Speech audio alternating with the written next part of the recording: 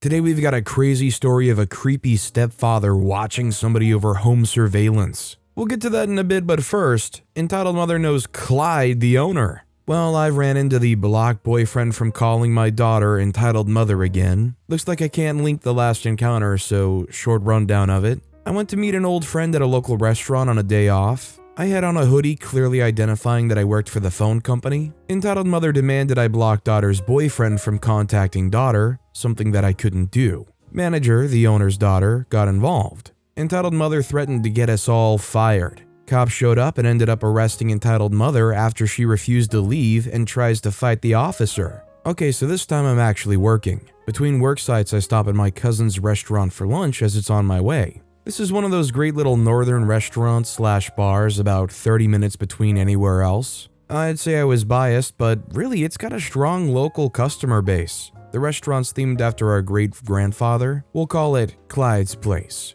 Not to be confused with Semi-Famous Drive in St. Ignace, Missouri. There's not been a Clyde in the family for close to 30 years. There's a tradition among the regulars to joke and cheer and buy rounds when someone says they know Clyde. Often with loud, boisterous calls of, "Are you Clyde?" or "I'm Clyde," filling the room.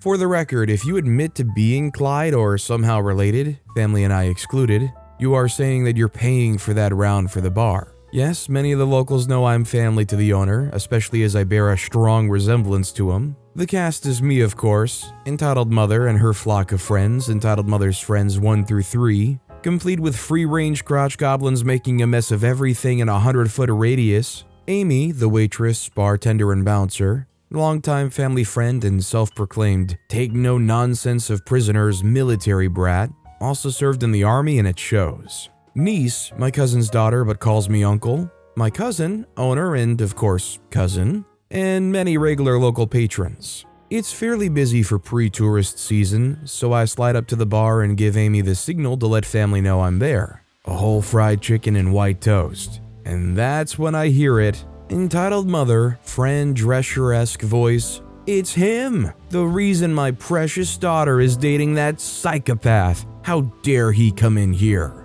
I honestly pay no attention to the first 2 attempts at getting my attention, but she gets louder and louder until I fully hear this one from across the room.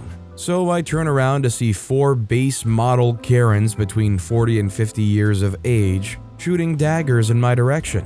I turn back around and try to ignore them because, frankly, I didn't really remember the lead Entitled Mother. She says, "How dare you ignore me like you don't know who I am?" Amy walks back to the bar, giving me the "what the freak is her problem" look. "You're the reason I can't go back to the Deck restaurant." "Well, guess what, mister? This time you're on my turf." The Entitled Mother's friends cackle encouragement and agreement like a flock of hens. This is when I recognize the lead Entitled Mother from previous disaster. Amy said, "Don't you bother our guests, and I've told you twice already, control your kids or leave." Entitled Mother's friend 1 attempted to cut off Amy. "Our kids aren't bothering anyone. He's," pointing at me, "bothering us. I demand you throw him out immediately." Amy said that won't be happening. "If anyone is leaving, it will be you and your little monsters." Niece runs out from the back and gives me a big hug and kiss on the cheek. Entitled Mother says, "Look at him fondling that little girl." Niece is 19, clearly not a child. "He's definitely a predator. Just wait till I tell my friend Clyde."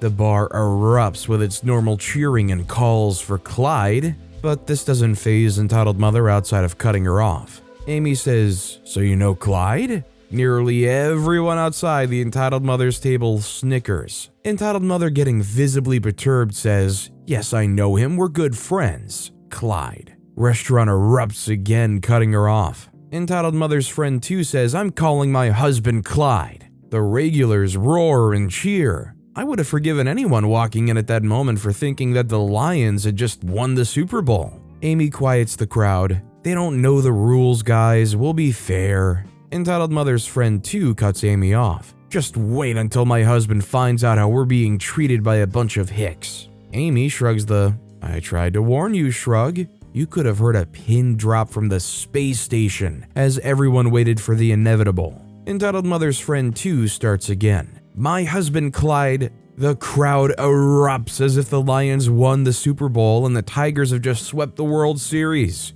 Even other clear tourists are catching on and having fun with the game. All 4 of the entitled mothers are now clearly perturbed at getting cut off and not getting the joke. I stand up and walk to the entitled mother's table. I'm going to let y'all in on a little something. I point to a photo above their table, a picture from the last family reunion before Clyde's passing. Does anyone? Entitled mother's friend 3 cuts me off. Don't try to intimidate us. This is her husband's place. I laugh, which causes more ire from the group. She continues. You messed up coming here, mister. I say, y'all really can't afford a clue, can you? Entitled mother's friend 1 gets a look as if she's starting to connect the dots that her ruse isn't going to work. But entitled mother and the other 2 continue to double down as I walk back to my seat. The calls of my husband and empty threats continue undeterred by the interruptions of the regulars. Cousin comes out. Thank you, ladies, for visiting my establishment. Of course, entitled mother's friend 2 and 3 and entitled mother continue to try the we know/married Clyde routine, unbothered by the fact that they've been clearly called on their BS by everyone in the place, and ignore his polite requests that they leave. Entitled mother's friend 1 wisely excuses herself, wrangles her kids, and gets the heck out of there after paying for her portion. Amy and a regular I recognize as the retired county sheriff flank my cousin. This, of course, brings more calls of being intimidated by the other 3, and once they see the bill for all the rounds, screaming from them. Amy literally pulls the entitled mother up out of the seat and carries her out of the restaurant, giving her a dressing down you can hear from inside. Amy returns with entitled mother's credit card and signals cousin. Cousin and sheriff inform the remaining 2 the tab has been paid and they must remove themselves and their children or be removed. They finally buy the hint and go outside.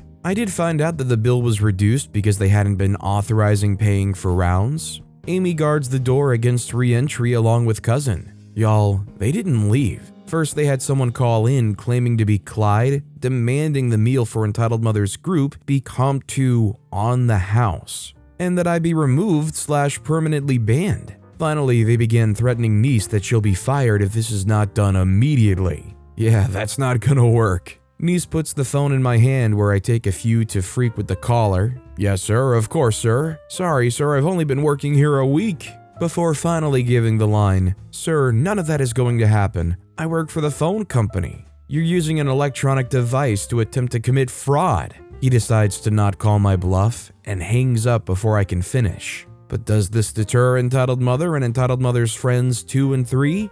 Not in the slightest. They'd already called the cops. Now, I don't know exactly what was said, but I gather from the officers and other conversations that they continued to claim being wife of the owner. They stated I was threatening and intimidating the group, and that I had assaulted my niece in front of everyone. Once being told point blank that they were not in fact in any shape or form part of the ownership by the officers, they complained that cousin had unfairly charged them for harassment that they'd endured. Despite this charge being removed, apparently they felt they should have eaten for free because of the drama that ruined their meal. Yes, folks, the drama that they caused ruined their meal. By the time I'm interviewed, last interview, it's pretty obvious that the officers have already determined that entitled mother and entitled mother's friends 2 and 3 are full of it. One of the entitled mother's friends peel out of the parking lot while I'm talking with the officers, which, of course, gets one of the other officers to pull her over. After all of this, I did get to enjoy my cousin's fantastic soup of the day, Irish potato soup, and a Reuben sandwich. Well, I'll tell you one thing, those friends are like absolute ride or dies even in the face of complete adversity and clearly being wrong. I mean, if you're gonna have friends, I guess have ones that will blindly stick up for you even when it's blatantly obvious you're not right. Also, hi, I'm Steven, and if you can't get enough of hearing about these entitled parents, why not hit those like and subscribe buttons down below? That said, our next story is Entitled Mother Will Never Learn from Her Actions. I made a post a while back about my piece of crap father. Today, I'll be talking about his girlfriend, who I saw as a mother for 10 years of my life since bio mom wasn't around. I met this woman when I was 12, a year after losing my grandmother. She was a fun, outgoing person with the heart of a child. She had 2 boys who loved her very much. Funny thing is, she was concerned about my safety because my father looked like a predator. Summertime at the pool, late 50s, and wearing long jeans, a gray sweater, and shades, hiding under the shade. The dude just can't be in the sun, or he cooks like bacon, but I saw her point. They became friends soon after that, and after she broke up with her ex, they started dating. So I immediately imprinted on her due to trauma. Last time I saw her ex, she dropped him and started bashing the door against his head. I should have saw that as a red flag, but he was made out to be the abuser. They were off and on throughout the years because they both had some unique toxic traits. She could manipulate him to do anything, and of course, he has his fear tactics he would use on both me and her boys. I've now come to realize that some of the events that took place throughout the years were pretty messed up. This woman is a severe alcoholic, can't go a day without booze. Got to the point where drinking and driving was the norm even when her kids and I were in the car. Always filling her Dunkin' Donut cups with whatever she had, party every night, hosting football parties, any excuse to drink. Of course, she has multiple DUIs and had her license taken away all the time, but she wouldn't care and just continue her daily routine, putting 3 minors in danger. She crashed into a telephone pole during a snowstorm one year with all 3 of us in the car. None of us went to the doctors, but I did have a concussion. I slept for 2 days straight with the most horrid headache I've ever had. I didn't think much of it, but now looking back, I'm livid. One summer, she was extremely pissed at me because I didn't want to watch her boys while she went to go get a tattoo for her late father. I made plans with a friend and I really didn't want to watch them. They're not my responsibility. She felt it was necessary to talk crap to everyone about how much of a witch I am, when in reality, I just wanted to enjoy my day off from work. I called her out on her BS and called her a runt in the process. She then decided to escalate the situation. Family members of hers decided to comment on my Facebook posts on how much of an entitled jerk I was. At some point during the summer, an old friend of mine found a dead squirrel and decided to put it in a bag and place it on her porch. She had nothing against her, but she just wanted to be a brat. She told me she did it and never fessed up to the adults. I had to tell her mom to try to resolve crap. Of course, this psycho immediately pointed at me. I'm saying she's psychotic because she knows how much I love animals, and I would never do something like that. She threatened to end me. This witch threatened to end a minor. Who the freak does that? Especially after she's told me multiple times that she saw me as the daughter she never had. I started smoking pot when I was 15, and she would enable it. Whenever I wanted to smoke, I could always go over to her place and we would get high and drunk. She would also sometimes offer me some harder stuff. I'd always say no, and after that, I would get a good job from her. Wouldn't surprise me if she would actually give me some if I accepted. She always made it a point to hide it from her kids, but not from me. At one point, she actually let both of these boys, who were under 12 at this point, take a few hits from the joint and drink some beer. I still beat myself up for not doing anything about that. I should have spoke up. The constant physical and verbal abuse she put those kids through made me realize CPS never really gives a freak despite the amount of crap this woman has gotten herself into.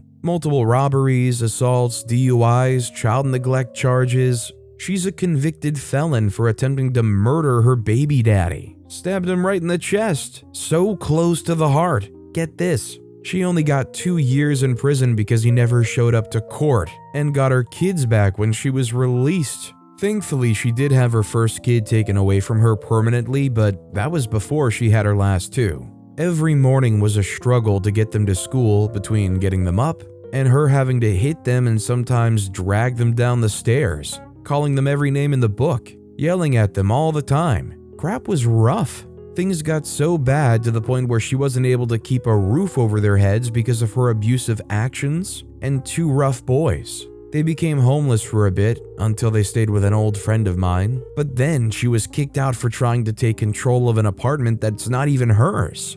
Later breaking into said apartment to try and rob them and ended up assaulting a girl who she thought was someone else. Was found later sleeping in her car with her boys in a parking lot with an open can of beer, getting arrested for multiple crimes and going to jail. But that's not the end of all this freakery. This woman will do anything in her power to get what she thinks she deserves, including a house. Stay tuned for my next mental breakdown. This story honestly kind of started out sweet in a way, like, they have somebody that they're kind of imprinting on, and they stepped into their lives initially out of caution, and then it just spiraled into a crazy whirlwind of unbelievable behaviors and actions. It's also incredibly disheartening to hear the fact about CPS letting people down so hard. Our next story is this financial abuse? I should mention I'm an adult with my own family, but my siblings are still in her care. A bit of background story. My mom has always been weird with money. Her parents were on the wealthier side and always made sure her needs were met, school and home was paid for. Before they passed away, they even set aside a trust for their grandchildren. Myself, 2 siblings and cousin, which was enough for all of us to put a down payment on our own home, which of course my mom put in her own name and has used some for her own benefit. What I don't understand is she couldn't be more opposite from her own parents. She almost resource guards money that is needed for essentials and spends it on the most unnecessary things that shouldn't be a priority to say the least. She holds the attitude that her dependents constantly owe her. Growing up, we had a nice house and cool gadgets, but refilling medication, such as my asthma inhaler, going to the doctor, etc., seemed like the end of the world. I'm immunocompromised now, and I feel like some things I'm dealing with could have definitely been prevented. Recently, the family dog ate a pair of underwear and had to get a pretty intense surgery. My sister's about to go to college and has been working and saving money to go into residence. She didn't know my mom had access to her bank account and found that my mom completely drained all of the money from her account. To be clear, my sister feels tortured that the family dog is going through this, and even offered to help out with the expenses. I advised my sister to get her own bank account immediately, and the same with my brother. I told my sister that I understand why she wanted to help with the vet expenses, but she should have been able to pay the vet up front with what she could afford. I also mentioned how it's unacceptable that my mom had secret access to her bank account. I've also caught my mom opening my mail, calling my bank to see how much I have in investments, etc. My brother wanted to invest some of his money, but he said, "I can't because mom needs my help." It feels like crazy behavior for someone who's a multi-millionaire to be doing this stuff to their kids. My siblings thought my mom was struggling on a shoestring budget while owning a large home, rental properties, 3 cars, and a cottage. I feel like they're being brainwashed by her, and I don't know what to do or how to help them protect themselves from her financial abuse. Has anyone experienced similar? Sadly, I think some people, they honestly only learn this lesson after they've been properly burned by it. I don't know what you really can do to get through to them, but it seems like for some reason they have these rose-tinted glasses on. If this is actually like the money involved in the trust and the mom's getting access to that money, that especially sounds like there's some legal issues going on. Our next story is, your daughter is a monster. Context: this happened nearly 20 years ago in my last year before college. The way our school years are separated differs from both the USA and Europe or the rest of Canada. The important thing is that year teaches 16 to 17-year-olds. Your monster is a daughter, or the first time I was ever sent to the principal's office. I was part of a special program aimed at higher degrees of science and technology than the usual curriculum. To stay in that program, a student had to maintain good grades, couldn't fail a class, needed to do all their homework on a computer, it really wasn't common at that time, and be on their best behavior at all times during school. In 5 years, the program went from 3 full class groups to less than half of 1. We weren't used to being mixed with other students from other programs or from regular classes because we had less time in core classes and more in science and technology. But in our last year, they had no choice but to mix us because of how small our group had gotten. That's when I met Shy Girl. She had taken advanced biology as an optional class. We weren't friends or anything, we had just met, but she was nice enough. The teacher, entitled parent of this story, was new to our school and, to put it bluntly, wasn't very good at her job. She liked to say that the reason so many students had failed the first exam was because she was French and we hadn't made an effort to understand her. In the second month of class, she decided to pick Shy Girl to answer a question. Shy Girl mumbled an answer, and even though I was in the row right before her, even I didn't understand what she had said. Entitled Parent exploded. I don't think there's a better description of the screams and insults that came out of her mouth. She also turned a weird purplish color I had never seen on a human face before. Everything came out of her mouth. How shy girl was an R word, how she should be in the special eds class, how ugly she was. I stood up and told her to stop bullying the shy girl. Entitled parent turned her ire on me. The thing is, she couldn't complain about my class performance. So instead, she turned to insulting the class. More people started to get up. One dude threw his pencil case at her, and her screams cranked up.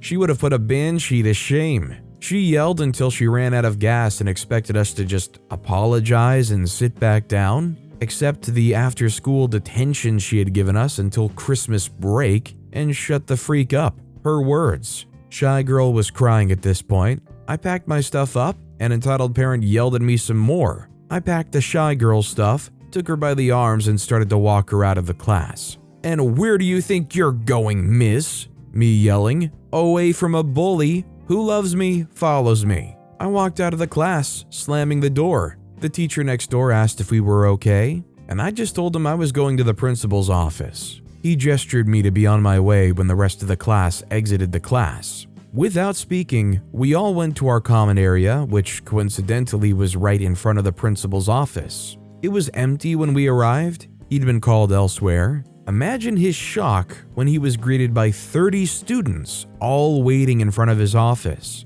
We explained the situation. He told us to stay in the common area for the rest of class, and that he would talk to entitled parent. You'd think that's the end of the story. No, the best is what follows. The principal called my mom for a meeting between him, entitled parent, my mom, and me. In my whole school career, this was the first and only time I was called to the office. My mom was exasperated. Not you too. I have enough of being called every other week for one of your brothers. Principal said, we're here today because entitled parent says your daughter cursed at her. Honestly, possible that I did. I have quite a mouth on me, but I don't remember if I did or not. Didn't remember at the time either. My mom said, I can see that she could. Yeah, she did know me well enough to know I could curse like a sailor when angry. The principal said, the story I got from other students and entitled parent are extremely different. It was apparently the 5th meeting that day about the incident, all demanded by entitled parent.